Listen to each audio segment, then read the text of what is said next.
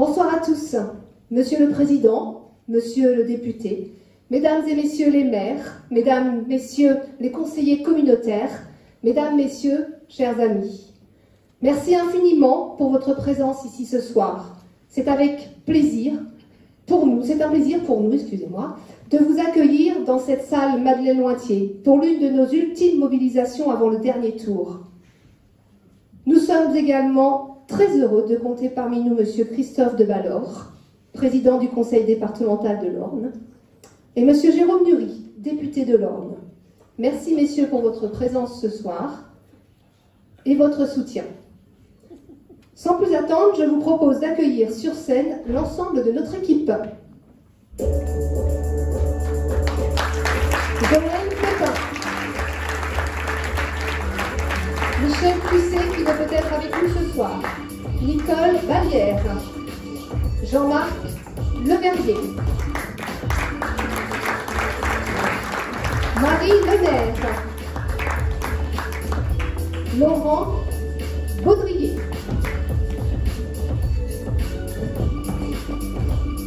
Camille Josse et Johan Guillaume ne peuvent être avec nous ce soir. Huguette Carlo, Michel Gardy, Magali Angot, Philippe Leperlier,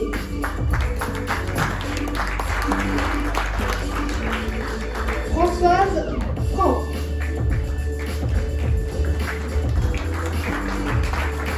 Clément Boispontier ne peut être avec nous ce soir. Françoise Collin.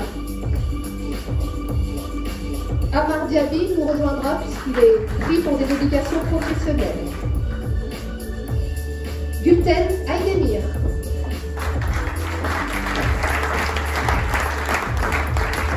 Omar Akoum.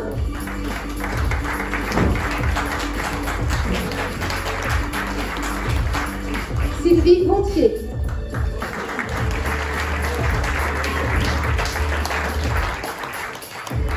Roland Vial.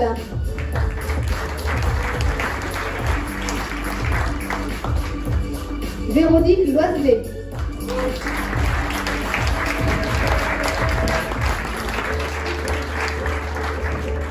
Thierry Brou.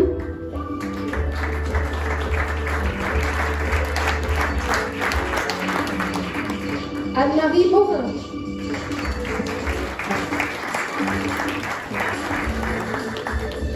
Jean-Claude Chevigny.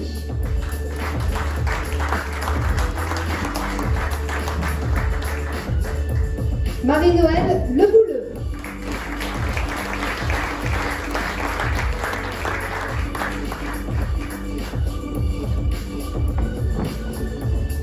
Alors, Marie-Noël est parmi nous. Stéphane Bénis.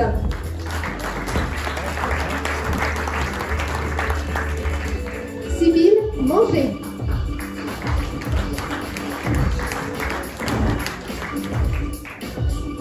François Le Prince.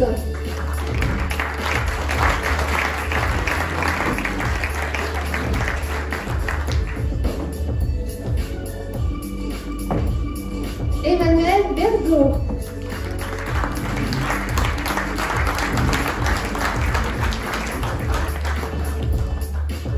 Alors on a eu un petit plaisantin qui nous a enlevé les chaises, il pensait qu'on faisait une soirée chaise musicale en fait, je pense. Mathieu Éloin.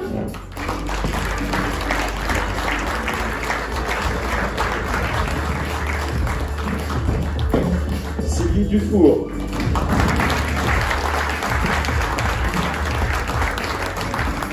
Pam Nguyen.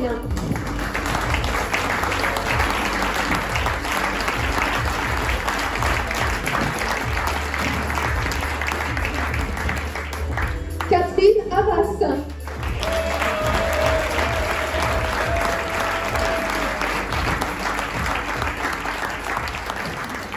Et celui qui arrive avec sa propre chaise parce qu'il peut tout faire, celui que vous attendez, Jean-François Brisset.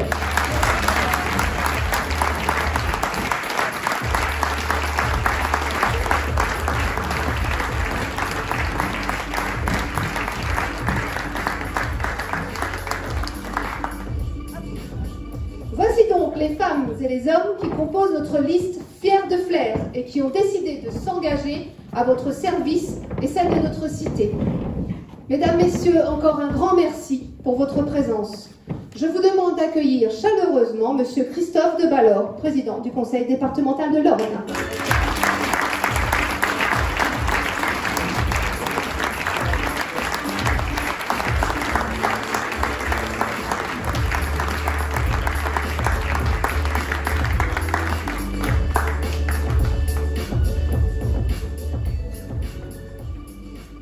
Mesdames et messieurs, petit réglage technique.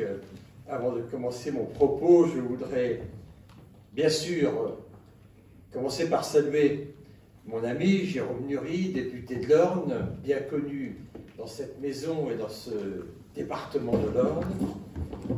Merci Jérôme d'apporter ton soutien à la liste de Jean-François.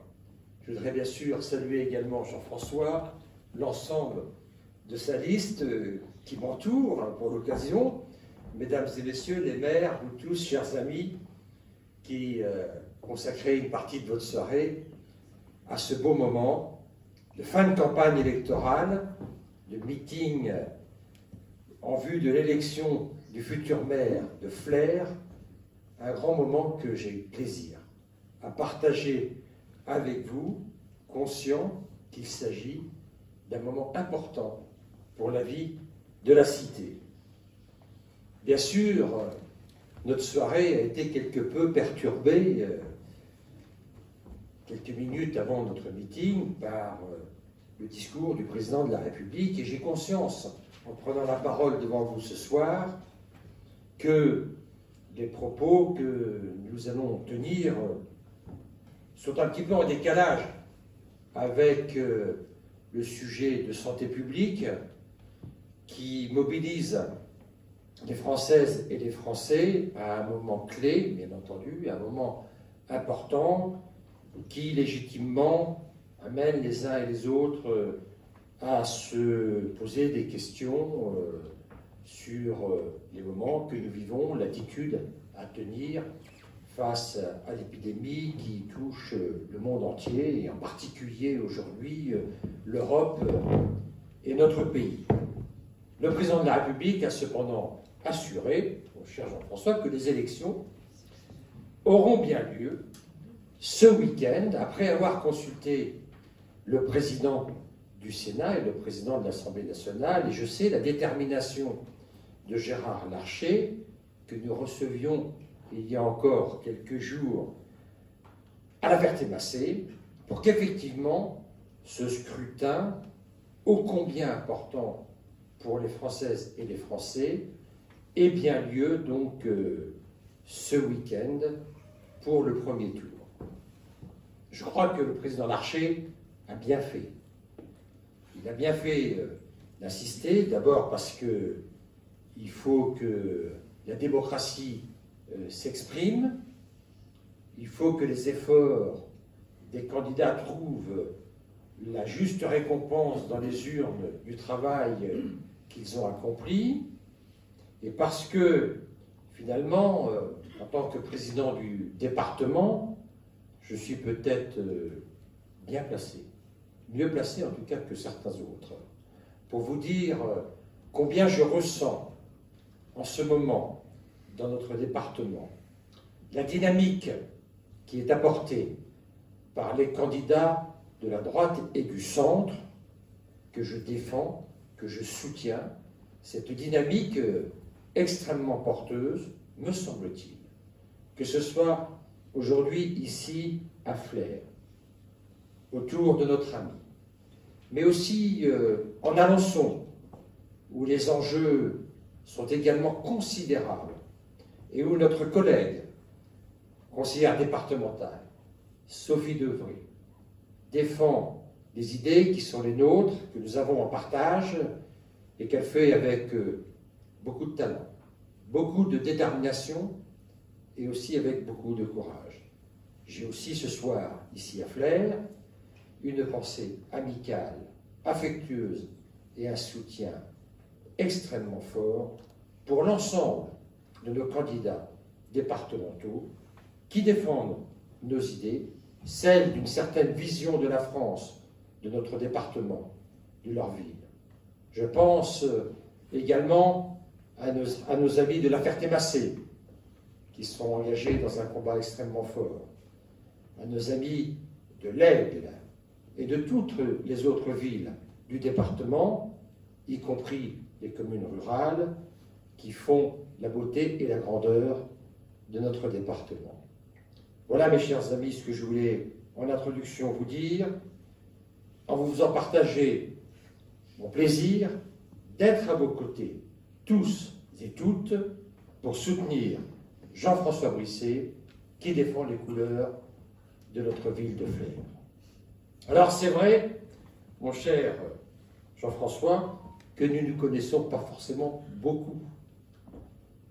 Mais nous avons en partage un certain nombre d'amis, et notamment et en particulier mon ami et collègue Jérôme Nury, qui m'a beaucoup parlé de toi et qui m'a tenu au courant de l'évolution de votre campagne électorale, jour après jour et semaine après semaine, à tel point que je connais ton emploi du temps peut-être aussi bien que toi, et je sais qu'aujourd'hui en particulier, tu as rencontré nos amis de la communauté turque, je crois, pour essayer de défendre, et pour défendre donc tes idées. Cette proximité à travers Jérôme m'autorise, et je pense que tu ne m'en voudras pas, à te tutoyer. Les élections municipales, mes chers amis, sont depuis toujours le scrutin par excellence de la démocratie, de la proximité. Je pense que c'est le scrutin le plus important qui soit. C'est le scrutin de vérité. C'est le scrutin qui lie un homme à son territoire comme aucun autre scrutin. Les électeurs ne s'y trompent pas. Ils sont en règle générale passionnés par ces élections, et c'est d'ailleurs les élections qui ont un taux de participation souvent le plus élevé, avec le scrutin, bien sûr, de la présidence de la République. Et je sais qu'à Flers, les choses, jusqu'à présent, se passaient plutôt dans un climat apaisé, même si, ces derniers jours, nous avons senti que cette campagne s'emballait un petit peu, et ma foi, c'est bien normal, en campagne électorale, sans doute que vos concurrents, sentant le vent du boulet arriver, eh bien, ont dégagé une certaine nervosité que j'ai ressentie jusqu'à Saint-Léger-sur-Sarthe, ma commune d'origine, où à travers notamment les réseaux sociaux, j'ai pu lire un certain nombre de choses, et même également à travers la presse. Cette nervosité, mes chers amis, elle est bien normale, bien entendu. Elle est normale, notamment lorsque un candidat concurrent eh bien, commence à s'imposer dans le paysage politique local, et quelque part, ça a quelque chose d'encourageant. Vous ne croyez pas? Alors, mes chers amis, si le secteur du bocage nord, je pense à Flers, Tingebray et à Tis-de-l'Orne, est un secteur qui, nous en conviendrons tous, est sur le plan économique un secteur qui fonctionne plutôt bien, avec une industrie dynamique, avec des commerçants entreprenants. Nous devons, ne l'oublions pas, à ceux qui ont fait ce bocage. Je pense en particulier à Sylvia Massot. Je pense également à Jérôme Nury, qui préside la commission du développement économique au sein du département de l'Orne, avec beaucoup de détermination et avec un chauvinisme fort pour le bocage ornais. Merci Jérôme, et merci à tous ceux qui t'ont précédé pour cet engagement extrêmement important. Malgré ceci, mes chers amis, nous sentons bien que nos concitoyens y compris dans le secteur de Flers-de-Lorne, manifestent régulièrement, et de plus en plus régulièrement ces derniers mois, une certaine mauvaise humeur. Nous l'avons vu, et avec Jérôme, nous l'avons même touché du doigt. Nous l'avons vu à travers l'épisode, notamment des Gilets jaunes. Nous le voyons encore aujourd'hui, avec un gouvernement soutenu de façon plus ou moins opaque par vos concurrents du jour.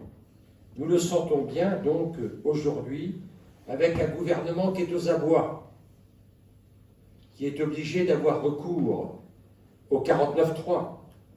Jérôme le dirait beaucoup mieux que moi, afin de s'extirper d'un dossier formal engagé. Je veux bien sûr parler du dossier des retraites. Cette mauvaise humeur, mes chers amis, elle trouve son origine dans quantité de domaines.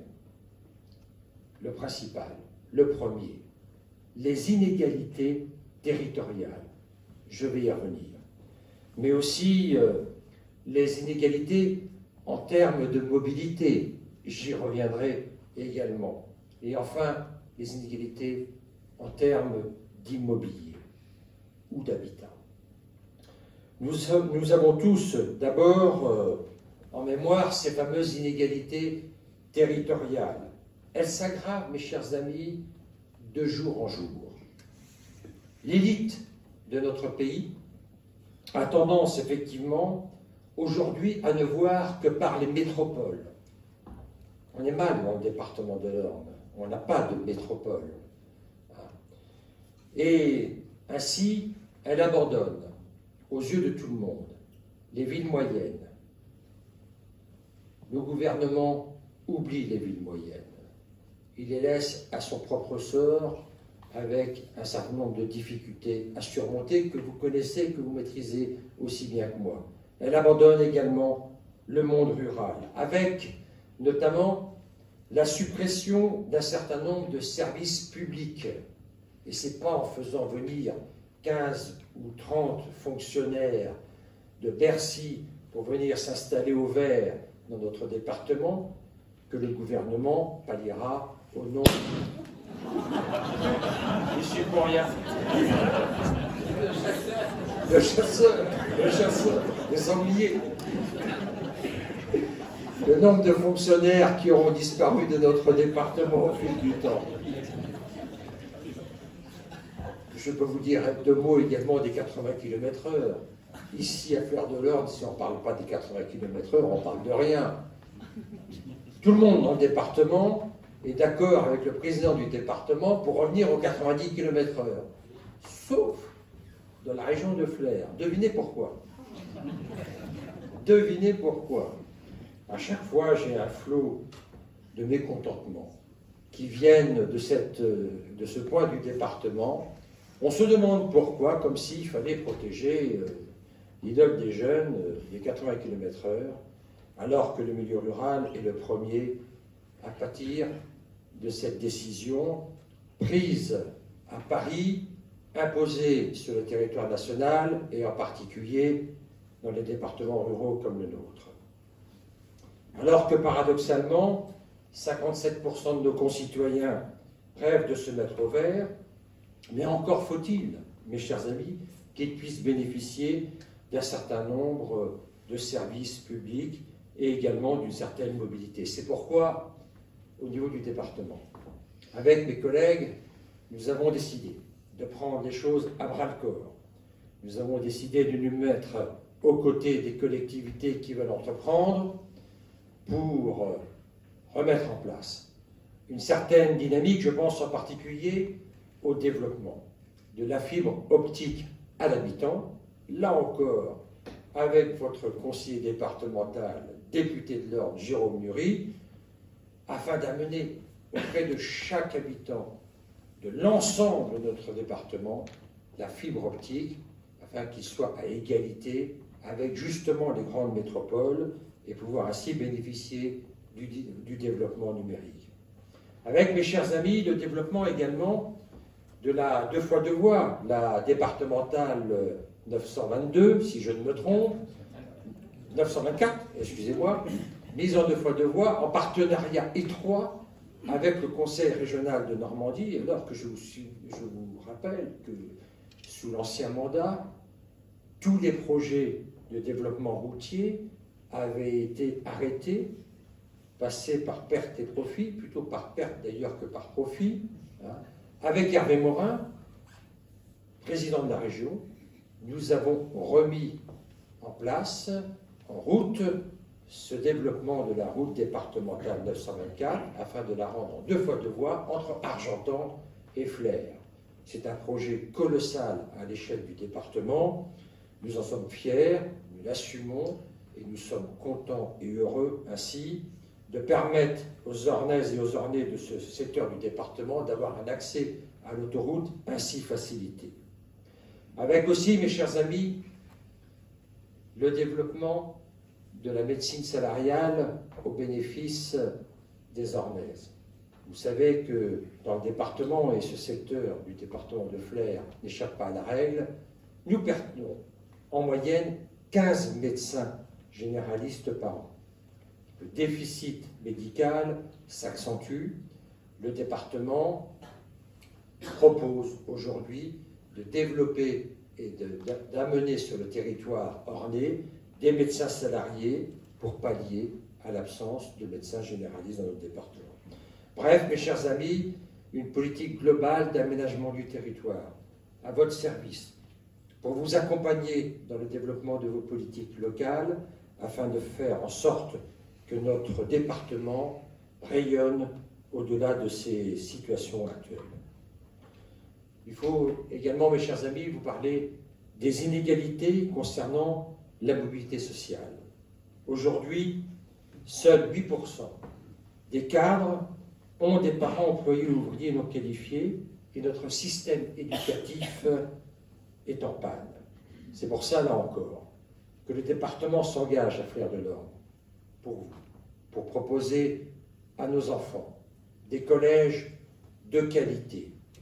2 collèges seront refaits, un a déjà été refait et le 2e sera refait, afin de proposer aux enfants de Flers de l'Orne et de ses environs des conditions d'éducation modernes, adaptées, avec des bâtiments conformes aux normes environnementales.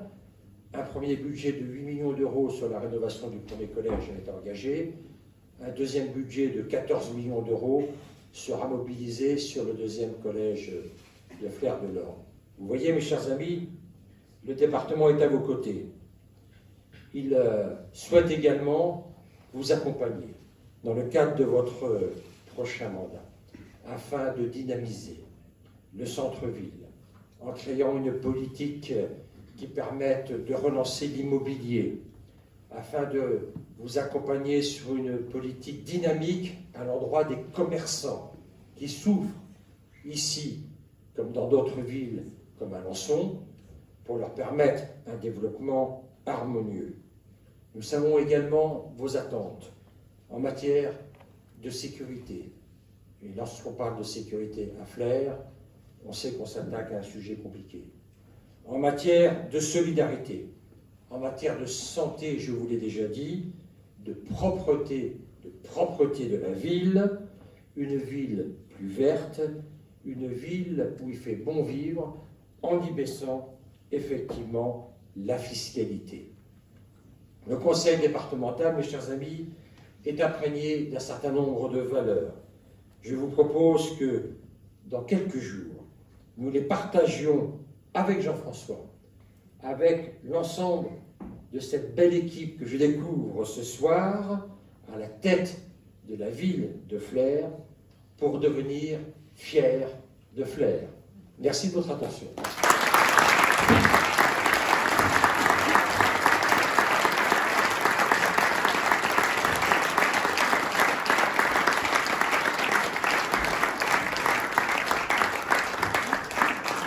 Merci, Monsieur le Président, pour votre soutien et pour votre intervention ce soir.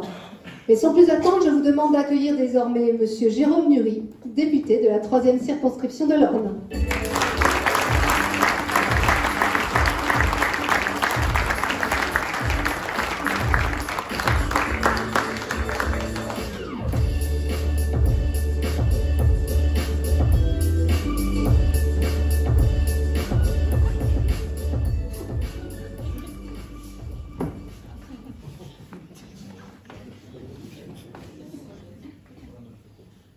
Mes chers amis, malgré le contexte particulier, comme vient de le dire le président de Balor, et les annonces présidentielles de ce soir, c'est un plaisir de se retrouver parmi vous pour ce dernier meeting avant le premier tour, ici à Flers, aux côtés de nos amis, aux côtés de Jean-François Bruissé.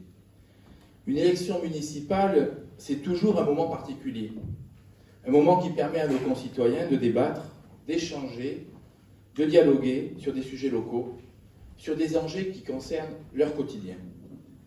Cette élection municipale de 2020 n'a pas échappé à cette règle et sur une ville comme celle de Flers, on a le sentiment que la confrontation des programmes, des idées, des personnalités a pu se faire en bonne intelligence et dans le respect des uns et des autres.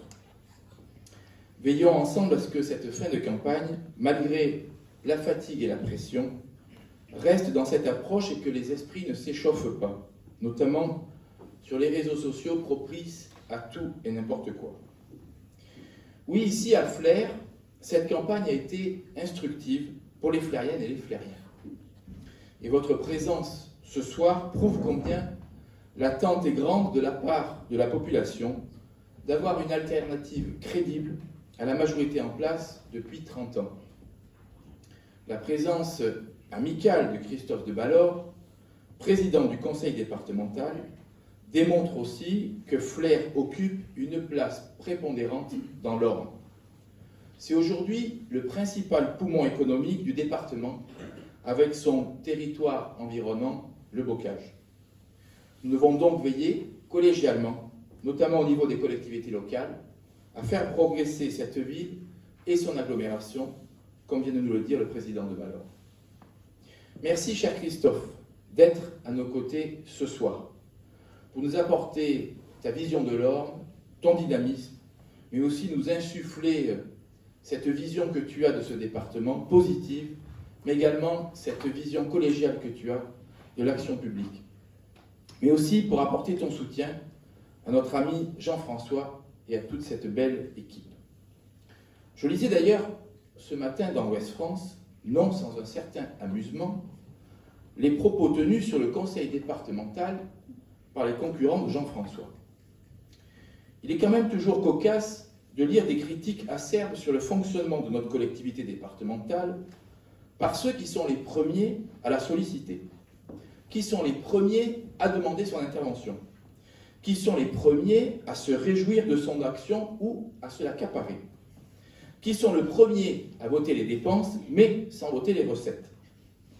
Car sans le département de l'Orne, point de Normandie-Nord et de Forestia à Caligny, point de 2 fois 2 voies Flers-Argentan, puisque c'est le département qui engage et qui paye la moitié des 80 millions d'euros avec la région. Point de déviation nord-ouest de Flers, point d'opération collective de modernisation du commerce pour Flers et son bocage pour moderniser les commerces. Point d'accompagnement au regroupement de Lemoine-hier, de Thermocoax demain à Caligny, de développement de Noyon, de l'extension de JV la Française, car l'immobilier d'entreprise, c'est bien une politique départementale. Point non plus, le président l'a dit, de réhabilitation du collège Sévigné hier et du collège Jean Monnet demain pour plusieurs millions d'euros. Bref, est-ce bienvenu de critiquer le département qui est aujourd'hui le premier partenaire des territoires et qui attend que sur cette ville de Flers, on anticipe, on agisse et on soit réactif. Faire confiance à Jean-François Bruissé dimanche, c'est justement changer de braquet, changer de division et changer de méthode. Sur un certain nombre de dossiers majeurs, il faut aller plus vite. Il faut apporter des solutions avec plus de rapidité. Par exemple, sur la sécurité, est-ce normal qu'il ait fallu un mandat pour mettre en place de la vidéoprotection près de 10 ans après une modeste commune comme Tinjoret? Est-ce normal que l'on ait attendu que des événements graves surviennent pour enfin mettre en place une police municipale bien après de nombreuses communes de même taille que Flers? Sur la santé, et alors que le sujet est brûlant depuis bien longtemps à Flers, Pourquoi avoir attendu pour envisager un projet de regroupement des professionnels? Pourquoi les élus de Saint-Georges-des-Groseilliers, de Messé, de Briouze, de Domfront ont su faire en quelques mois un pôle de santé alors qu'on attend toujours celui de Flers? Sur la mobilité, est-ce normal que Flers soit la seule ville ornaise à ne pas agir sur l'électromobilité, à ne pas avoir de station de recharge rapide, quand il y en a à Argentan, à Alençon, à Tingebray, à Sées, à Domfront? La seule borne qui a été posée ici, il y a quelques mois, est déjà quasi obsolète. Une ville comme Flers ne doit-elle pas être à la pointe sur ces sujets du numérique, de l'écomobilité et de l'innovation? Vous le voyez, mes amis, il faut à la tête de Flers quelqu'un comme Jean-François qui redonne du tonus à l'action municipale, qui réveille Flers la blanche neige. Ce sera d'autant plus facile qu'il y a le prince François sur cette liste. C'est François. Il faut quelqu'un à Flers qui n'ait pas la lassitude, l'usure et la fatigue qu'un règne trop long entraîne. Il faut à la tête de Flers un candidat clair dans ses idées. Jean-François assume et partage nos idées de la droite et du centre. Il n'a pas été contaminé, lui, par l'étrange épidémie qui circule dans la majorité municipale et que se transmettent les uns après les autres chacun de ses membres. Le Girouetta virus. C'est une épidémie. Vous voyez ça bien jusqu'ici. C'est une épidémie qui fait des ravages sur les ballons et qui fait des dégâts car elle fait perdre le nord aux malades qui ne savent plus où ils sont politiquement. Un coup d'hiver gauche, un coup socialiste, un coup la République en marche. Le seul remède pour traiter ce virus, c'est administrer une bonne dose de Brissé. Je vous le conseille vivement dimanche. Soyez sympa avec la majorité municipale. Faites en sorte qu'ils guérissent définitivement. Il faut à la tête de Flers un maire proche de ses concitoyens, qui les reçoive personnellement, qui les rassure, qui les accompagne, qui les comprenne, mais qui soit aussi en capacité de prendre de la hauteur de vue pour développer une stratégie et piloter tout un territoire. Jean-François a les épaules, l'intelligence et l'empathie pour cela. Il faut enfin à la tête de Flers une équipe solide, cohérente et représentative des Fleriennes et des Fleriens. Une équipe qui ne se résume pas à une tête sur une affiche, à une tête pour réfléchir, à une tête pour décider. C'est dans le collectif et la collégialité que les meilleures décisions sont prises.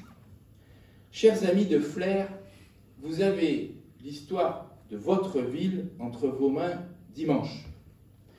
Comme le chantait Claude Nougaro, il faut tourner la page, changer de paysage. Chers amis de Flers, il vous reste 3 jours pour être plus que jamais aux côtés de nos candidats et de Jean-François, pour convaincre, pour promouvoir, pour discuter avec les indécis et avec les sceptiques. 3 jours pour réellement redonner un véritable souffle à cette ville. 3 jours pour une victoire au bout si chacune et chacun d'entre vous, personnellement, vous êtes les ambassadeurs de Jean-François et de son équipe. 3 jours pour remporter une belle victoire pour Flers, pour le bocage et pour l'Europe.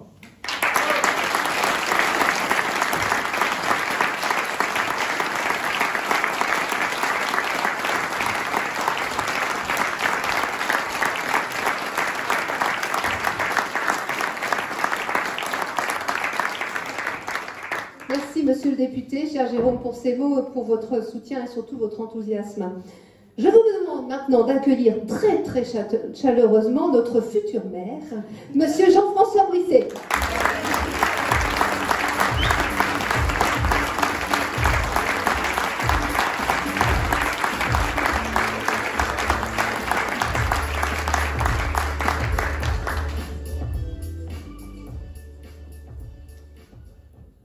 Monsieur le Président du Conseil départemental, cher Christophe, Monsieur le député, cher Jérôme, Mesdames, Messieurs les maires, les élus de Flers-Aglo et des communes environnantes, chères Flériennes, chers Flériens, chers amis, c'est avec un peu d'émotion que je m'adresse à vous lors de cette grande soirée de rassemblement autour d'un projet et d'une équipe. Et je voudrais d'abord vous remercier, Christophe, Jérôme, pour votre soutien, pour votre message. Ce n'est pas rien de vous avoir à nos côtés. C'est un signe très fort d'encouragement qui témoigne de la cohérence de notre projet et de la politique que nous voulons conduire dans notre cité, dans notre bocage. L'ambition que je veux pour Flers, la presse l'a déjà dite, c'est de faire rayonner à nouveau Flers en Normandie. Cette ambition est à portée de notre cité, à condition qu'une nouvelle équipe applique une nouvelle méthode pour diriger notre territoire. Non pas décider à la place, non pas récupérer les projets des autres, non pas s'attribuer les mérites des autres, mais bien au contraire, être là comme support, comme appui, comme soutien, écouter, porter, conforter, coordonner. C'est une nouvelle méthode de gouvernance que nous prétendons incarner et que je veux mettre en place. Cette nouvelle méthode, il ne suffit pas d'en parler comme je le fais maintenant, il faut se l'appliquer à soi-même. Et c'est ce que j'ai fait, c'est ce que nous avons fait. D'ores et déjà, cela a été notre grande campagne de consultation. La campagne que nous avons menée est à notre image. La stratégie que nous avons choisie est aussi le reflet de nos caractères, de nos principes et de nos valeurs. Nous n'avons pas voulu d'une campagne électorale longue et agressive, car non seulement les Flériennes et les Flériens ne l'auraient pas apprécié, mais également parce que nous pensons, que la politique, surtout à l'échelle municipale, n'est pas un cirque. Je n'ai pas voulu d'attaque personnelle et je suis même prêt à reconnaître les mérites de l'adversaire, car il peut en avoir. Cela nous oblige à monter le niveau du débat, à améliorer nos propositions et à forger un projet meilleur. Ce respect que l'on se doit n'empêche pas de se dire les choses calmement et de rappeler des vérités simples. Nous ne sommes pas du même avis que nos adversaires. Nous avons donc dit notre engagement il y a seulement quelques mois, car cela a été le fruit d'une réflexion collective et personnelle. Collective, car notre équipe est née du temps passé dans l'opposition au conseil municipal. Catherine Havas, Sylvie Dufour, Mathieu Éloin, Anne-Marie Morin, Marie-Noëlle Le Bouleux et moi-même, nous avons estimé nécessaire de vous offrir un choix lors de ces élections et de faire vivre la démocratie. Nous pensons qu'il est temps de changer le visage de notre ville, dirigée depuis 30 ans par la même majorité et dont le maire brigue un 4e mandat consécutif, soit 25 années à la tête de notre ville. Notre action au conseil municipal, dont le maire sortant dit qu'elle a été inexistante, a suivi ce principe de sobriété. Nous avons contrôlé l'action de la majorité, dans la mesure de nos moyens, demandant des éclaircissements, proposant des modifications ou en nous opposant. Parce que nous avons été constructifs, nous avons voté l'essentiel des délibérations, parce que la régularisation d'un terrain ou le renouvellement d'un contrat de maintenance des extincteurs n'est pas un sujet politique. Nous avons même voté les premiers budgets, car bien qu'étant dans l'opposition, nous avons considéré que le conseil municipal avait été élu par une majorité de Flériennes et de Flériens, et qu'à ce titre, nous respectons l'expression des urnes. Depuis 3 ans, néanmoins, à mesure que nous avons vu le décalage entre les intentions et la réalité, à mesure que nous avons constaté les erreurs et les manœuvres, nous avons décidé de ne plus apporter notre confiance au budget proposé. Nous avons néanmoins voté de grands projets récemment, comme la rénovation du quartier Saint-Michel, qui est absolument nécessaire. et qui ne doit pas faire l'objet d'une bataille politique, tant les habitants de cette partie de la ville l'attendent. Vous le voyez donc, nos années dans l'opposition n'ont pas été fait de polémiques inutiles ni de manœuvres politiciennes. Nous avons siégé à toutes les commissions et à tous les conseils municipaux. Nous avons siégé, en effet, à tous ces conseils. Je souris maintenant quand je lis sur la profession de foi du maire sortant que nous promettons tout, nous critiquons tout, nous avons réponse à tout. C'est nous faire beaucoup d'honneur. Nous promettons tout? Ce n'est pas nous qui promettons un cinéma multiplex, 6 salles, 850 fauteuils et 150 000 entrées. Je pense d'ailleurs qu'on nous dira le prix des tickets de cinéma seulement après les élections, quand ils seront montés à 10 ou 12 euros. Nous critiquons tout. Et comment dire cela alors que nous avons voté 99% des délibérations au conseil municipal? Être dans l'opposition, ce n'est pas faire de l'obstruction. Le maire sortant aurait peut-être voulu que nous votions 100% des délibérations. Enfin, quand même, l'opposition est un peu dans son rôle de s'opposer de temps en temps. Ça s'appelle la démocratie. Nous n'aurions jamais soumis au conseil municipal la moindre proposition constructive. N'a-t-il pas repris nos idées d'une police municipale et de vidéosurveillance? N'a-t-il pas repris nos idées dans sa profession de foi, qui vient d'être livrée par la Poste? Je vous invite à étudier attentivement leur programme en 12 pages et la comparer à leur profession de foi et vous distinguerez des nouveautés, toutes venues de notre programme. C'est cadeau. Plus sérieusement, je crois qu'il en est arrivé à faire de la politique politicienne, faute de meilleurs arguments. Nous sommes des citoyens engagés en politique pour notre cité. Notre groupe se compose de citoyens indépendants, les uns apolitiques, les autres militants, majoritairement unis dans la famille du centre et de la droite. Ce sont autant de sensibilités rassemblées autour d'un même projet. Nous avons construit une belle liste, élargie et diversifiée. Cette liste, cette équipe, vous propose une meilleure voie à faire. Je viens de vous le dire, construire ce projet a donc été le fruit d'une réflexion collective. Mais elle a été aussi le fruit d'une réflexion personnelle, puisqu'on n'accepte pas comme cela de conduire une liste aux élections municipales et de la conduire dans le but d'être le prochain maire dans une ville où je suis né. C'est évidemment un acte fort dans une vie et un honneur que mes amis m'ont fait de me témoigner ainsi leur confiance.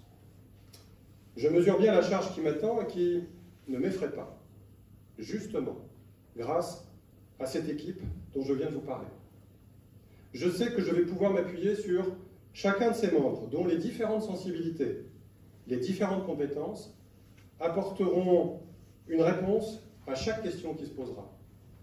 C'est aussi ce qui nous oppose à notre adversaire, qui s'arroge toutes les compétences et règne de façon solitaire à la tête de la ville depuis si longtemps. C'est pourquoi, quand la presse m'a demandé la première qualité d'un maire, j'ai naturellement répondu « chef d'orchestre ». Un chef d'orchestre sait écouter. Et il sait lancer ses musiciens pour que chacun joue sa partition. Ce n'est pas lui le musicien, car il ne fait pas de bruit, mais sans lui, pas de symphonie. Et regardez, à côté de moi, l'orchestre est là. Et nous avons la partition. Cette réflexion personnelle qui m'a amené à être candidat s'est affermie également quand je me suis rendu compte de l'attente de la population flérienne que nous avons rencontrée. Des dizaines et des dizaines de personnes nous ont demandé d'apporter un changement, tellement leurs attentes ont été déçues, et nous leur devons succès. Ces dizaines et dizaines de personnes que nous avons rencontrées sur le marché, dans les réunions publiques, dans la rue, en porte-à-porte ou à domicile, eh bien nous sommes allés à la rencontre des Flériennes et des Flériens parce que c'est notre méthode.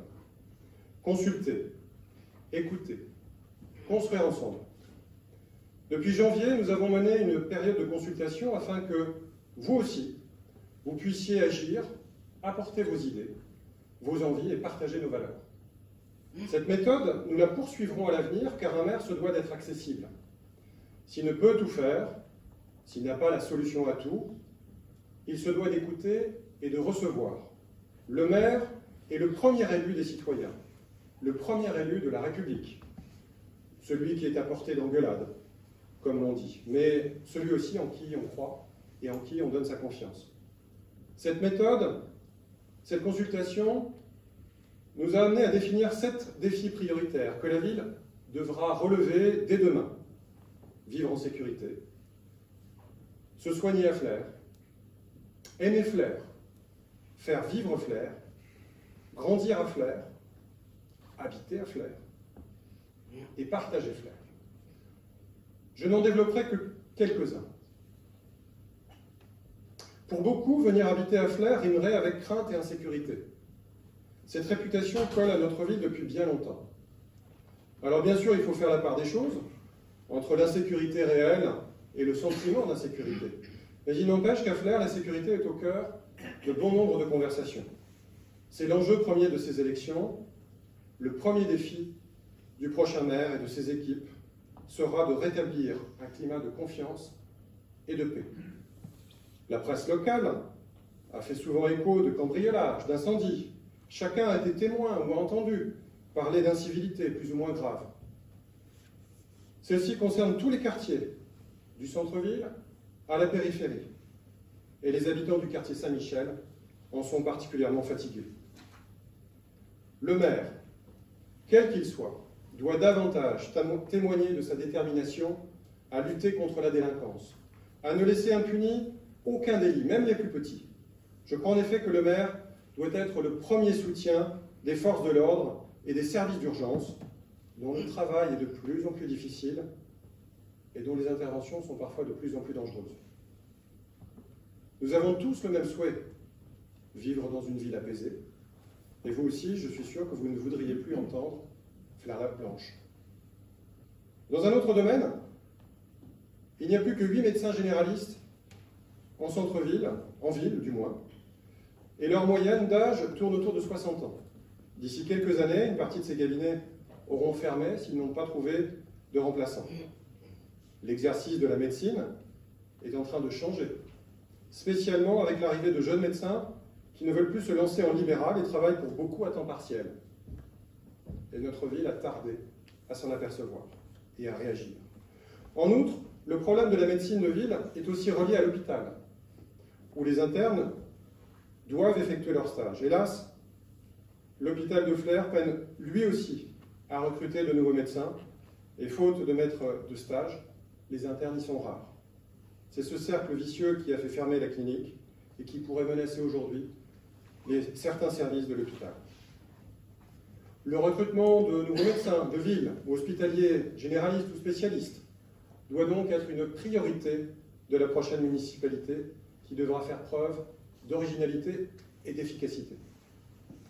Dans cette même logique, la sauvegarde et le développement de l'emploi doit être un objectif des collectivités. Travailler sur Flers et son agglomération, acheter à Flers et dans ses commerces, c'est faire vivre Flers, faire vivre notre cité, nous faire vivre nous-mêmes. Le centre-ville est à la fois un moteur et une vitrine pour notre ville. On y mesure la vitalité de la cité par la qualité des magasins, l'affluence des badauds sur le trottoir.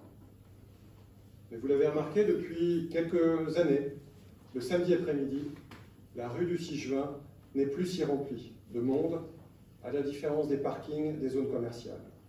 Vous l'avez remarqué aussi, des commerces ferment et ne trouvent pas repreneur. Il y a de quoi être inquiet. Faut-il accuser les zones commerciales en périphérie qui se sont développées depuis 30 ans? Non, la zone commerciale au sud de Flers bénéficie d'un certain dynamisme, mais son aménagement n'est pas optimal, puisqu'on trouve côte à côte des commerces mélangés à des industries ou des services. Cela devra être nettement amélioré. La politique d'ensemble doit être repensée et surtout concertée avec les acteurs. Une action volontariste et énergique doit chercher de nouveaux entrepreneurs et leur ouvrir Flers. Nous avons la chance de conserver de grandes entreprises. Elles sont les locomotives de notre bassin industriel, qui est encore le 3e de l'ancienne Basse-Normandie. Ces grandes entreprises, comme les petites, expriment toutes les mêmes besoins de recrutement. Adapter les formations aux besoins locaux est une nécessité stratégique. Mais pour que tout cela fonctionne mieux, encore faut-il attirer de nouveaux habitants. Or, nous avons tous des connaissances qui ont décidé d'habiter ailleurs, à Saint-Georges, à la Lande-Patrie, à la Selle-la-Forge, notamment parce que la fiscalité y est plus supportable. Certaines de nos connaissances ont même décidé de rester habiter à Caen. C'est donc qu'il y a un problème, et il ne faut pas l'ignorer. Les chiffres de l'INSEE sont parlants et irréfutables. Plus de 20 000 habitants en 1975, moins de 17 000 en 1999 et moins de 15 000 aujourd'hui. Flers n'a cessé de perdre des habitants en 40 ans. Et longtemps on a cru que cette perte était compensée par l'agglo, mais non. C'est la preuve que notre territoire ne retient pas ses habitants et ne sait pas en attirer de nouveaux. C'est un défi pour l'avenir, un enjeu majeur. Retenir, attirer. Pour cela, il faut poser la question de la fiscalité. Car si l'État a programmé la suppression de la taxe d'habitation, la taxe foncière, elle, reste particulièrement élevée à cause des bases qui ne cessent d'augmenter.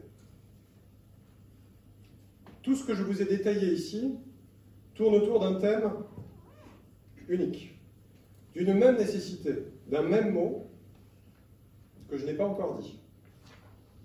Et pourtant, il se retrouve dans tous les axes de notre programme. Ce mot, c'est l'attractivité. L'attractivité pour recruter des médecins, pour garder nos jeunes, pour attirer des emplois, pour remonter la population, pour ouvrir de nouveaux commerces, pour augmenter les ressources de la ville. Il faut attirer. L'attractivité pour garantir l'hôpital et ses services. L'attractivité pour pérenniser Forestia et le site Normandie-Neuve. L'attractivité pour permettre aux autres entreprises plus petites de se développer, de développer leur activité et de grandir. Dans un instant, nous allons parler des différents axes de notre projet. Et vous constaterez avec moi que le thème de l'attractivité est transversal. C'est pourquoi tout notre projet consiste à améliorer l'image de notre ville, à faire changer sa réputation, à donner envie de venir à Flers et d'y vivre, de valoriser ce qu'on y trouve et ce que l'on y fait. En un mot, faire que les Flériennes et les Flériens soient à nouveau fiers de Flers. Et j'appelle maintenant quelques-uns parmi nous pour détailler ce programme. Merci.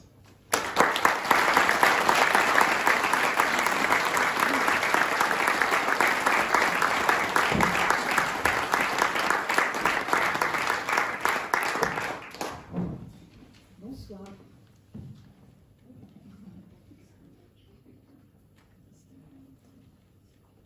Comme Jean-François vous l'a dit, le programme, on l'a bâti après consultation auprès des Flériens. Et alors, après cette consultation, et lorsque nous avons décidé de mettre en route notre équipe, le manque de sécurité, la sécurité, l'insécurité, s'est présenté comme l'une des principales préoccupations de nos concitoyens. Rappelons-le, le premier devoir d'une commune, c'est de protéger ses habitants.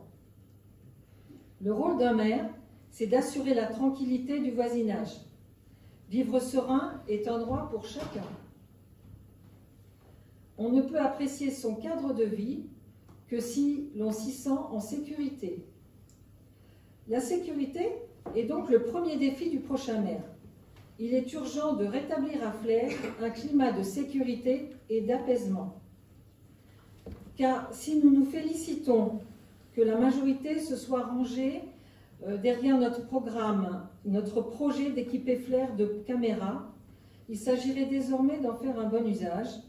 Et peu de verbalisations ne semblent avoir eu lieu depuis qu'elles sont installées, et les incivilités progressent toujours. Il est donc grand temps d'appliquer une tolérance zéro en la matière. Les Flériens ont le droit à la sécurité. Nous proposons donc pour cela de recentrer le rôle de la police municipale autour de la lutte contre les incivilités et naturellement d'augmenter le nombre de caméras de vidéoprotection. La sécurité, c'est aussi une affaire de transparence et de volonté. Il n'est pas normal que les Flériens ne soient absolument pas tenus au courant de la suite qui a été donnée aux différents incidents qui se sont produits, et notamment aux incendies, à l'incendie de la mairie. La municipalité doit faire en sorte qu'aucun délit ne reste impuni et doit le faire savoir. C'est pourquoi, si nous sommes élus, la municipalité se portera partie civile à chaque fois qu'il sera porté atteinte à la collectivité et soutiendra juridiquement ses agents pour leur apporter la protection à laquelle ils ont le droit. Voilà, ce sont quelques propositions sur la sécurité. Et je vais laisser maintenant la parole à Mathieu pour vous parler de la santé.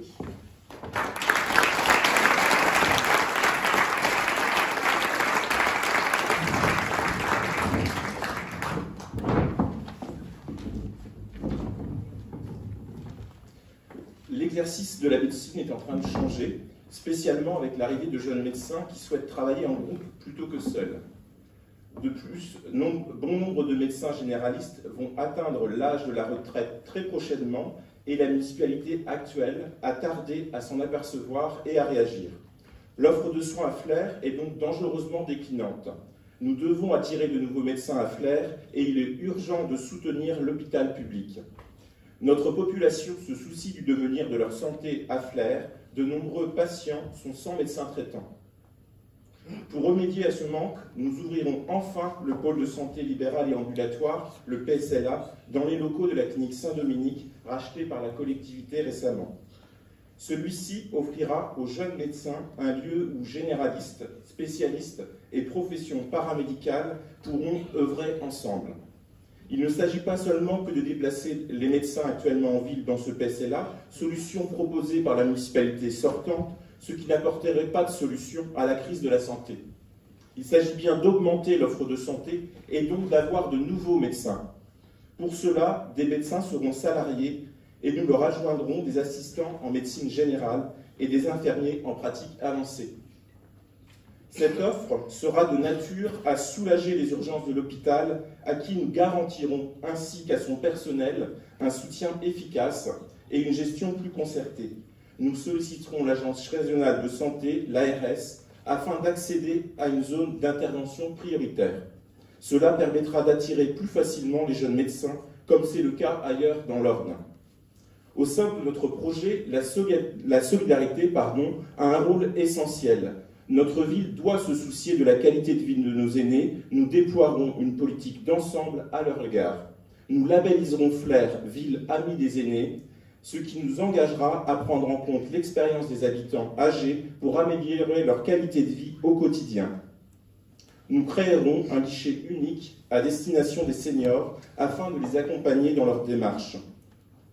La réalisation de la résidence des seniors, déjà promise par la municipalité actuelle en 2014 sans avancée réelle, sera notre priorité pour proposer à nos aînés un lieu de vie agréable. Il n'est pas acceptable que l'actuelle résidence Monge, dont la rénovation était promise déjà il y a 6 ans par l'équipe actuelle, soit revendue à un bailleur social, parce que la municipalité vient de s'apercevoir qu'elle ne pouvait pas tenir ses promesses. Dimanche, pour retrouver le dynamisme dont Flers a bien besoin, face à l'essoufflement de l'équipe actuelle, à leur programme au goût de réchauffer, soyons fiers de Flers, votez et faites voter Jean-François Brisset. Je vous demande d'applaudir Emmanuel Berger.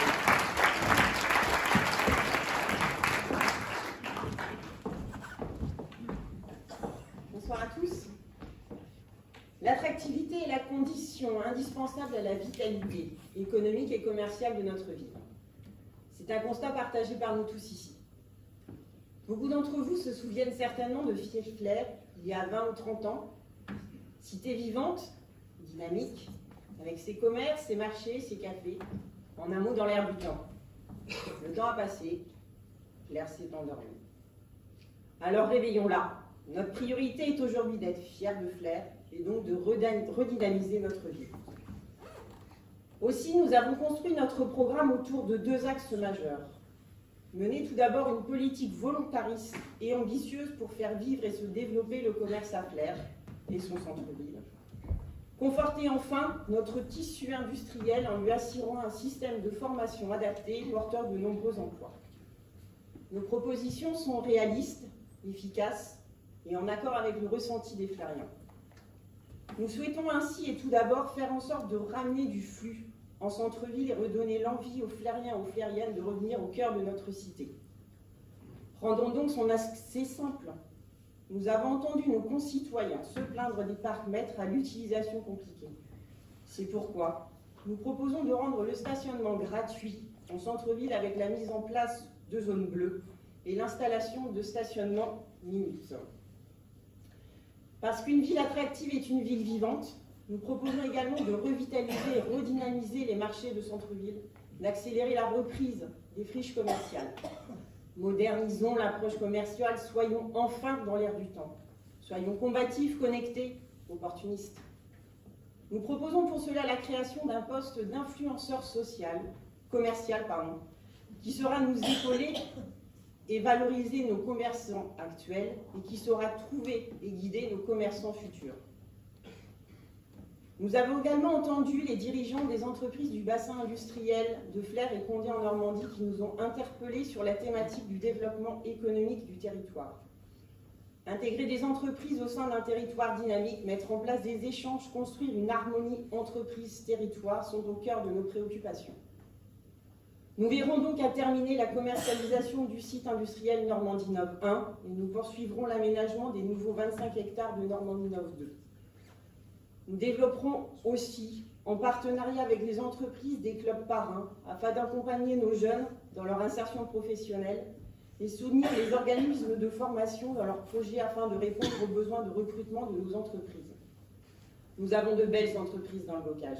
Aidons-les à grandir, à se développer et à rester. Valorisons-les. Faisons-en profiter nos jeunes de ce tissu industriel. Ne les laissons pas s'échapper. Ils sont notre avenir. Tels sont nos projets et nos sujets de bataille pour redonner toute l'attractivité qu'elle mérite à Flers. Conjuguer le commerce, la vie et l'attrait du centre-ville avec un développement solide et durable de nos entreprises. La prise en compte de l'environnement est également une donnée à considérer pour atteindre ce double objectif. Je laisse donc la parole à Jean-François qui va vous présenter nos propositions sur ce sujet.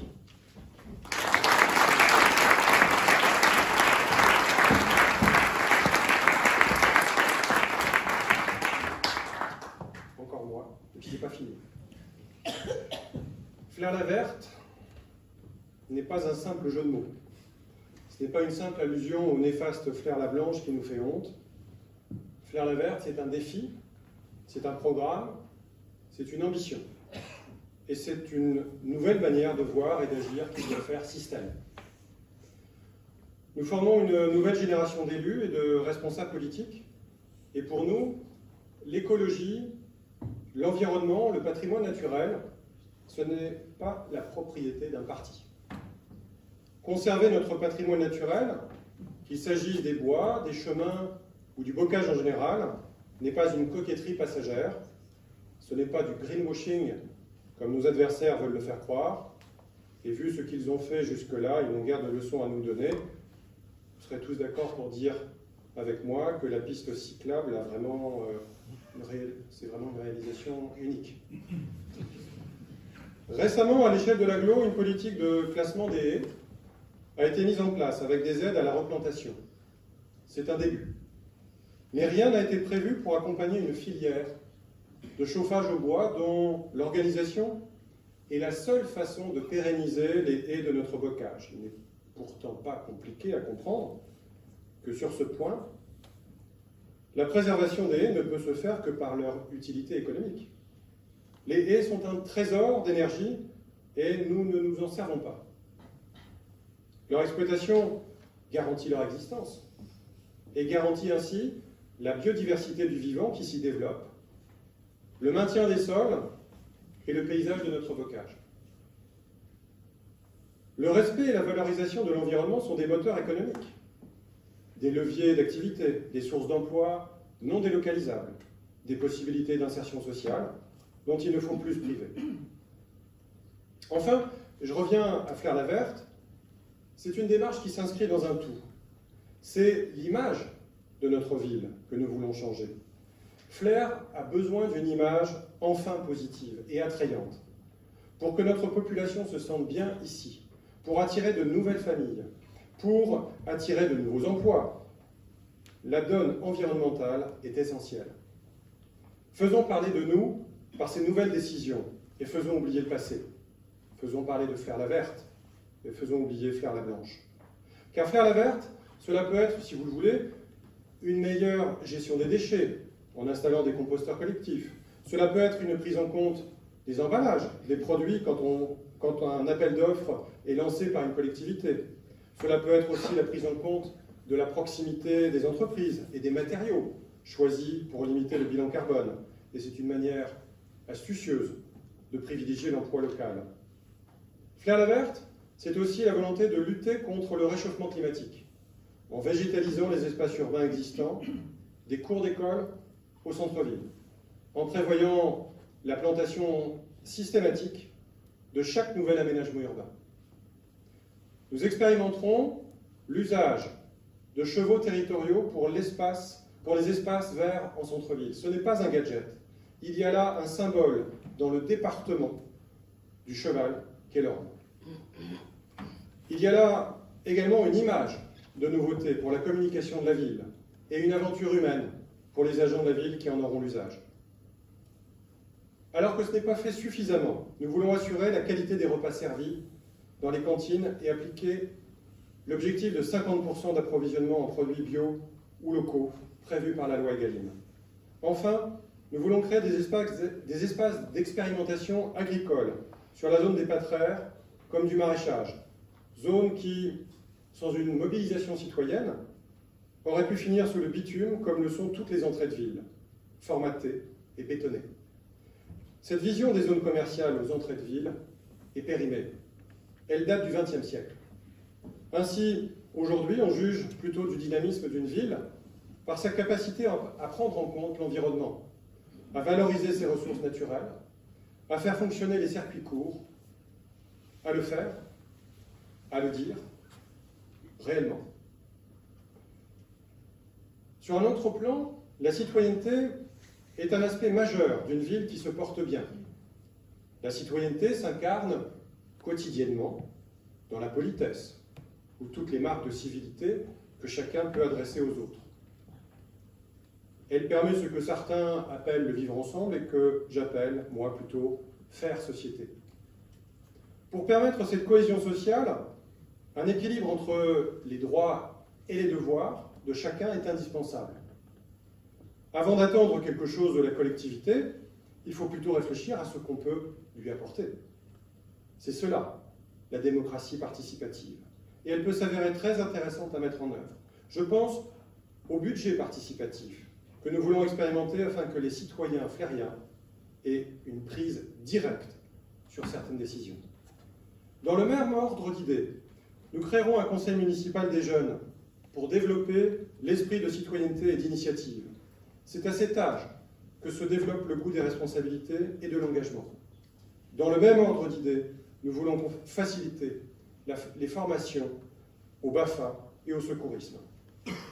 Pour que chacun ait un accès plus facile aux services publics, nous voulons ouvrir dans le cœur de ville une maison labellisée France Service qui permettra à chacun sur un même lieu d'effectuer ses démarches administratives ou d'être accompagné dans ces dernières. On pourra ainsi accéder aux différents services publics nécessaires, comme les impôts, la CAF, l'assurance maladie, l'assurance vieillesse ou Pôle emploi. Voilà quelques idées concernant la citoyenneté. Je laisse maintenant la place à Marie-Noël, qui est là.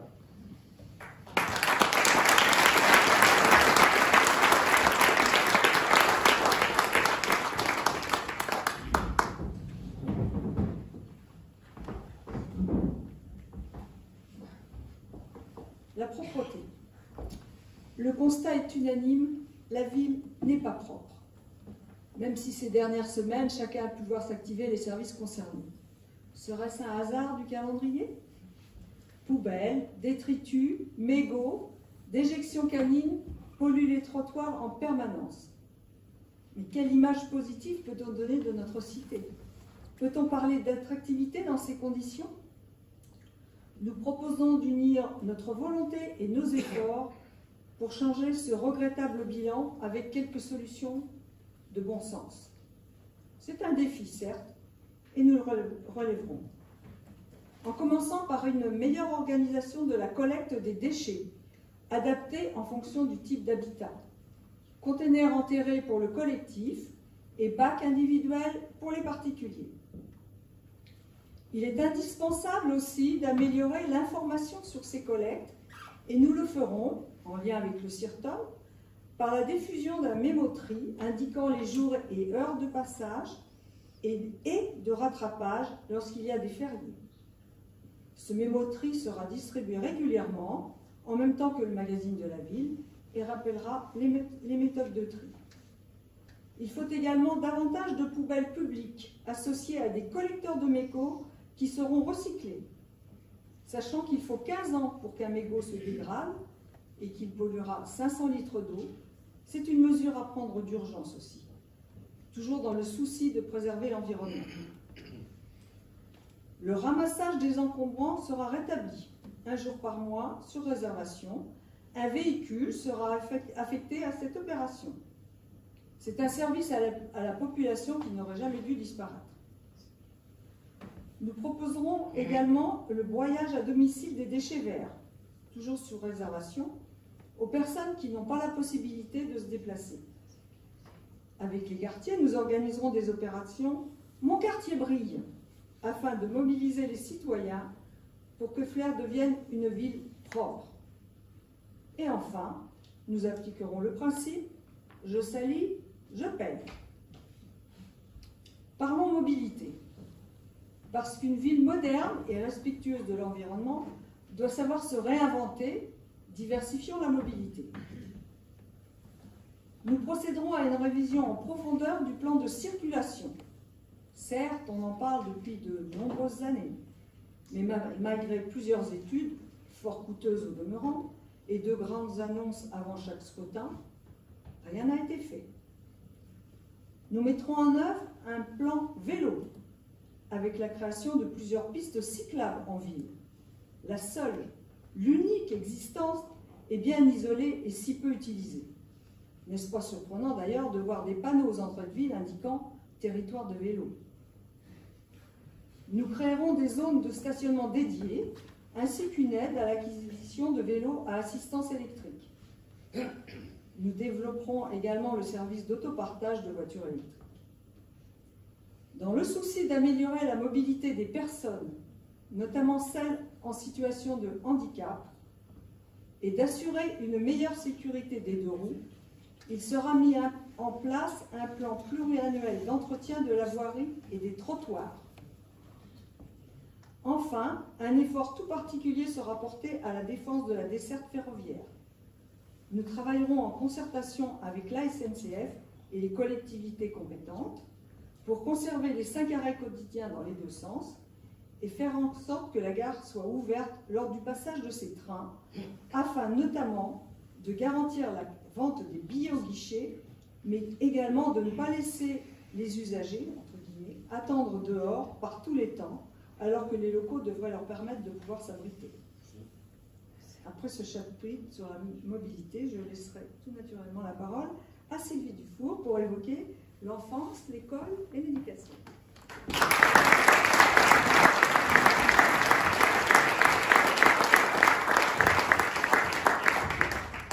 Changement de micro, changement de discours. L'avenir de Flers se construit avant tout avec nos enfants. Il faut que chaque parent ou futur parent soit bien conscient que grandir à Flers et surtout bien grandir à Flers est quelque chose de parfaitement réalisable. Pour cela, nos jeunes doivent être accompagnés du plus jeune âge jusqu'à ce qu'ils soient autonomes. La naissance d'un enfant, c'est souvent source d'angoisse. Qui s'occupera de notre chérubin à la reprise du travail? Il est indispensable que les familles puissent avoir le choix entre une assistante maternelle et la crèche. Il est important de faciliter l'accès des assistantes maternelles au RAM, relais assistantes maternelles, de pouvoir garantir un nombre suffisant de places en crèche, ainsi que d'encourager le développement de crèches en entreprise, notamment à l'hôpital. Il nous appartient aujourd'hui de faire en sorte que le monde que nous transmettrons à nos enfants soit le plus sain possible. Il est donc primordial d'établir une démarche de labellisation écolo-crèche. Qu'est-ce que la labellisation écolo-crèche, me direz-vous? Eh bien, le référentiel écolo-crèche est un système de management environnemental qui permet aux structures d'accueil de la petite enfance de toute taille et de tout type, dans un premier temps d'identifier et de maîtriser l'impact environnemental de leurs activités, ou alors, et d'améliorer la qualité de vie des enfants et des équipes au sein de leur établissement, entre autres. Ce label récompense le travail des équipes. C'est un projet collectif, fédérateur, qui implique tous les acteurs, l'équipe, les enfants, les parents. Un parent serein, il est toujours sain le parent. Un parent serein est un parent heureux. C'est déjà la première rentrée des classes. Un autre grand moment dans la vie des parents. Il est important que, quel que soit le choix de l'école, les conditions de travail soient identiques. L'informatique, et notamment la programmation, prend une grande place dans les programmes de collège et de lycée. Il est donc indispensable que les équipements soient modernisés afin de permettre aux enfants de se familiariser avec cet outil. C'est pourquoi nous souhaitons établir un plan pluriannuel des écoles. Très rapidement, la question que nous avons tous entendue arrive. Et qu'est-ce que tu veux faire quand tu seras plus grand? Alors là, toujours la même réponse. Je veux être pompier, astronaute, docteur. Docteur, on ne va pas critiquer, c'est un besoin urgent. Par contre, pas de menuisier, pas d'ébéniste, pas de fraiseur. Trop de métiers sont méconnus, voire inconnus. Alors il semble primordial de faire découvrir, de sensibiliser nos jeunes aux métiers manuels. Créer un lien intergénérationnel, c'est essentiel pour la construction de chacun. Et puis le moment qu'on a tous préféré, l'adolescence. Un très grand moment. Entre 16 et 18 ans, nos jeunes ont envie de se retrouver entre amis pour boire un verre, aller voir un match de rugby, pourquoi pas, aller au bowling. Le temps est long, mais pas toujours les moyens financiers. Alors il nous semble intéressant de créer un dispositif visant à proposer une rémunération en échange de services à la communauté. Ce sera l'occasion pour ces jeunes de se retrouver autour de la rénovation d'un lieu, par exemple, de se l'approprier, d'en être fiers. Et pourquoi pas de se découvrir certains talents. J'aime beaucoup citer Albert Einstein, et Albert Einstein disait « Tout le monde est un génie, mais si on juge un poisson sur sa capacité à grimper à un arbre, il passera sa vie à croire qu'il est stupide. » Et puis, dernière ligne droite avant que l'oiseau quitte son nid, l'insertion professionnelle. Aujourd'hui, il est nécessaire, pour ne pas dire indispensable, d'être titulaire du permis de conduire pour espérer décrocher un emploi. Ce qui constitue souvent un obstacle majeur, puisque ce permis a un coût. Alors nous proposons aux jeunes le financement de celui-ci également en échange de services à la communauté. Eh bien voilà, c'est QFD, c'est démontré. Bien grandir à Flers, c'est possible.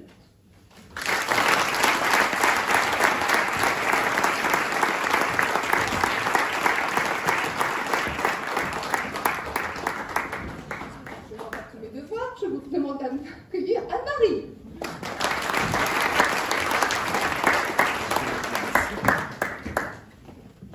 Savez-vous qu'il existe près de 250 associations, non, j'exagère, 150 associations flériennes, qui ne fait pas partie d'au moins une d'entre elles, du simple adhérent jusqu'au président? Je m'adapte. Bon, ça va aller. Merci. Donc, qui ne fait pas partie parmi vous d'au moins une d'entre elles, du simple adhérent jusqu'au président?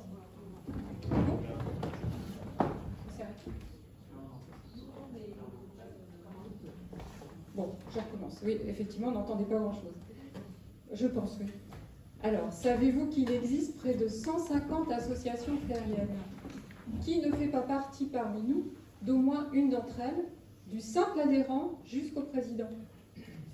Diriger une association, y participer, c'est concrétiser et partager sa passion, se rendre disponible pour les autres et par là contribuer au rayonnement et à l'attractivité de notre territoire.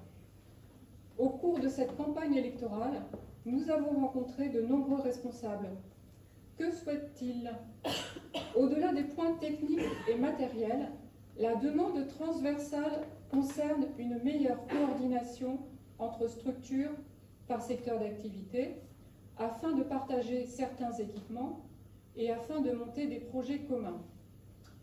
C'est pourquoi nous voulons enfin créer la maison des associations, promise depuis 2014 par le maire sortant et jamais réalisée. Dans le cadre de la redynamisation de Flers, cette structure trouvera toute sa place en centre-ville, qui ne manque pas de grands locaux disponibles. Pourquoi en centre-ville? Pour montrer l'importance sociale et économique accordée aux associations. Nous avons donc rencontré de nombreux dirigeants qui nous ont fait part de leurs souhaits. Il est par exemple essentiel d'équiper notre intercommunalité d'un terrain de foot synthétique. Cette demande a été faite aux 2 candidats, qui permettra à nos sportifs d'évoluer dans les meilleures conditions, y compris l'hiver. Par ailleurs, comme une vingtaine de villes normandes l'ont déjà fait, nous proposons l'inscription de notre cité au label Terre de Jeux 2024, afin que Flers puisse bénéficier de l'énergie et de la dynamique des Jeux olympiques et paralympiques. Dans le domaine culturel, sans détailler toutes les possibilités, en inscrivant la redynamisation de la ville dans la démarche Ville et pays d'art et d'histoire, nous donnons la priorité à la reconnaissance de la diversité et de la richesse de Flers. Ce label prestigieux engage les élus à redonner une image d'une ville fière de ses richesses. Vous l'avez compris, le potentiel humain, culturel et sportif est là. Il ne demande qu'à être libéré grâce à une volonté politique forte pour attirer et retenir petits et grands flériens à travers de grands chantiers et de grands événements. Je vous remercie et je passe la parole à Tamen Guyenne pour la question.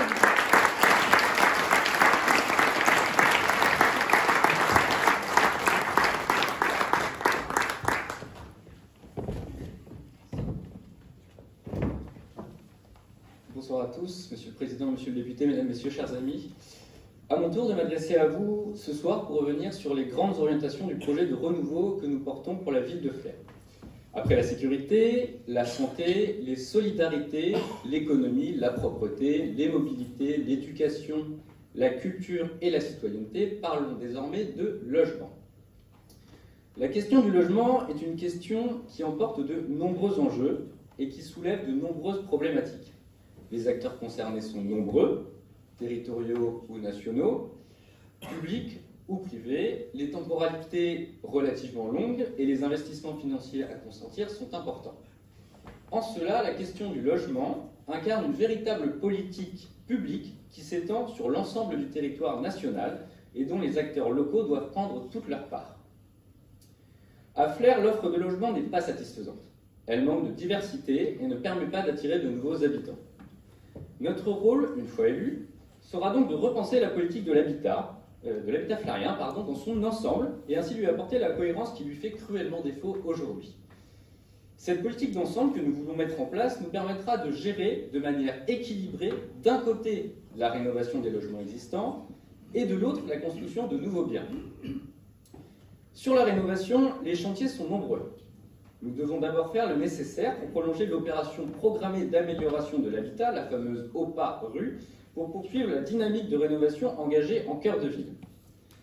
Mais surtout, nous devons absolument, et Jean-François l'a rappelé, nous devons absolument mener à bien la transformation du quartier Saint-Michel, promis depuis plusieurs années, mais sans aucun résultat à ce jour, si ce n'est des désagréments. Les habitants s'impatientent et ils ont raison. Bâtiments vides, mobilier urbain inexistant, habitants relogés, chiffre d'affaires des commerçants en baisse, cette situation d'entre-deux ne peut plus durer. Sur ce projet important par sa taille et sa nécessité, les choses ne peuvent être faites à moitié. En matière de construction, ensuite, nous devons répondre à plusieurs impératifs. Un impératif de diversité, d'abord, je l'ai dit tout à l'heure. qui devra permettre à l'offre de logement de notre ville de s'enrichir de nouveaux habitats plus qualitatifs et ainsi constituer un réel levier d'attractivité dont notre ville ne peut plus faire l'économie aujourd'hui.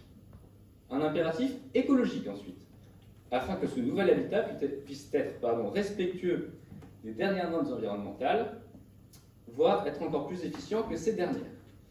C'est pourquoi nous souhaitons travailler avec les acteurs concernés à la création d'un écoquartier constitué de bâtiments à énergie neutre, voire positive, et pourquoi pas construit selon des normes de construction bioclimatiques. En complément et en appui de cette politique d'ensemble sur l'habitat, nous travaillerons également à la mise en œuvre d'une véritable politique d'accession à la propriété en concertation avec l'ANA, l'Agence nationale de l'habitat. Cependant, il demeure un frein essentiel à la propriété dans notre ville, c'est celui de la fiscalité. Et sur ce point, je dois dire que la situation est très claire. Avec des taux constants de fiscalité associés à des bases en augmentation, les impôts à flair sont en hausse continue depuis des années. Et disons-le franchement, cela doit cesser. Il s'agit là d'une part d'une question d'attractivité de notre offre de logement et d'autre part de pouvoir d'achat des Flériens. C'est pourquoi nous proposons la baisse de la part communale de la taxe foncière à hauteur de 10%. Nous le disons et nous le ferons. C'est ainsi plus de 350 000 € que nous choisissons de redonner aux Flériens.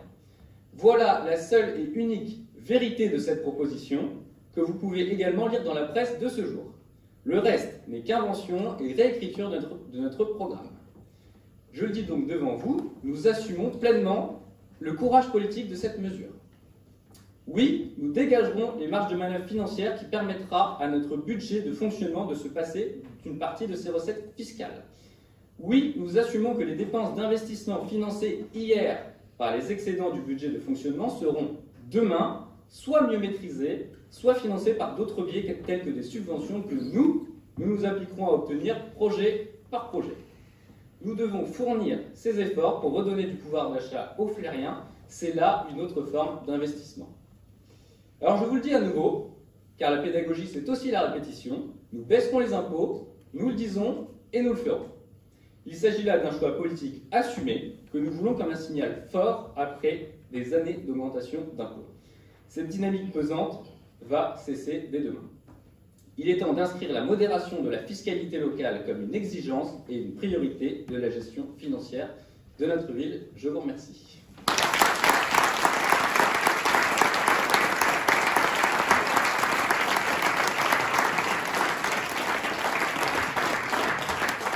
Eh bien, voici, mesdames et messieurs, les grandes orientations du projet de renouveau que nous souhaitons porter pour notre ville.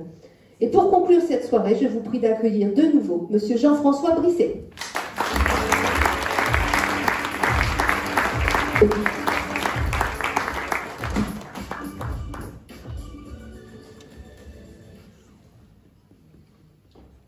Voilà, si quelques-uns doutaient encore de notre capacité à succéder au maire actuel, vous êtes maintenant rassurés. Nous aussi, nous pouvons faire de longs discours interminables. Vous le voyez, nous apportons une équipe, une méthode et des idées neuves. Nous sommes le renouveau. Ce programme est réfléchi, innovant, sérieux et ambitieux. N'ayons pas peur de donner à notre cité un nouveau cap pour l'avenir. De mauvaises habitudes doivent être changées. Pour mettre en place ce projet, nous travaillerons évidemment avec l'agglo de Flers, et puis avec le département et la région, qui sont les partenaires naturels de la commune. À cet égard, je veux rappeler ce soir que l'agglo est l'outil indispensable pour la mise en œuvre de toute politique municipale, son prolongement et sa force. Le couple commune-intercommunalité ne doit pas être vu comme une usine à gaz qui prive les communes de leur initiative ou de leur autonomie, mais au contraire, pour ses membres, un support pour leurs projets, une réponse pour leurs besoins. Tout est bien sûr améliorable, mais l'agglo est aujourd'hui l'ensemble qui permet la vision à la bonne échelle. Cet agglo n'est pas sans problème. Sa taille et sa constitution interrogent tout esprit un peu bien fait. Pourquoi a-t-on décidé d'intégrer la Ferté-Macé ou un référendum ce week-end pour ou contre l'agglo c'est-à-dire pour ou contre la gouvernance du président sortant, est en train de se décider. Y avait-il eu des arrière-pensées politiques à vouloir intégrer cette commune? Je ne sais ce que les Fertois vont décider de partir ou de rester, et je ne me permettrai pas d'intervenir dans leur choix. La seule chose que je peux vous dire ce soir, c'est que nous apporterons à l'Agglo une autre manière de diriger le territoire. Plus de concertation avec les communes rurales et les autres centres urbains, parce qu'ils sont le relais du rayonnement de Flers. En un mot, l'Agglo ne peut être au seul bénéfice de Flers. Vouloir tout centraliser de manière jacobine revient à stériliser son entourage. On ne peut être une capitale au milieu de rien. On ne peut pas vouloir créer un PSLA à Flers et empêcher les autres de le faire. Vous avez peut-être reçu dans vos boîtes aux lettres un tract récemment du maire sortant au sujet de la taxe foncière. Pour ceux qui ne l'ont pas eu, je le résume, peu de choses. Nos adversaires ont en effet décidé de réécrire notre programme pour ensuite le critiquer. C'est pratique, mais pas très honnête. La vérité est simple. Elle a été rappelée à l'instant. Nous baisserons la part communale de la taxe foncière de 10%. C'est un acte politique. C'est un symbole. Plutôt que d'utiliser cette somme en investissement public, nous souhaitons que chacun puisse en disposer et l'investir sur le territoire flérien. Le montant par contribuable ne représentera pas forcément une somme importante, mais dans nos professions, nous sommes tous dans l'obligation de faire autant avec moins. Partout dans les entreprises, dans les administrations, dans les familles, les ressources diminuent alors que nous avons les mêmes charges financières ou les mêmes obligations familiales. Chacun de nous, à titre professionnel ou privé, doit faire des efforts. Il est normal que la collectivité soit soumise à la même obligation. C'est une question d'exemplarité et de moralité. Et puis, on ne peut concevoir la ressource fiscale comme un gâteau dont les parts seraient fixes. La ressource, à terme, peut tout à fait augmenter, même si l'on baisse les taux. Il suffit pour cela d'augmenter la population flérienne. C'est ce que l'on appelle une vision dynamique des choses. J'ai entendu que nous voulions faire table rase du passé. Après m'avoir accusé d'être conservateur, c'est assez contradictoire. Bien sûr que non. Les institutions locales ont besoin de stabilité. Le personnel de ces institutions a besoin de stabilité également. Rappelons qu'en 2015, qui a bricolé les nouveaux cantons? Qui a bricolé les nouvelles intercommunalités? Ce n'est pas nous.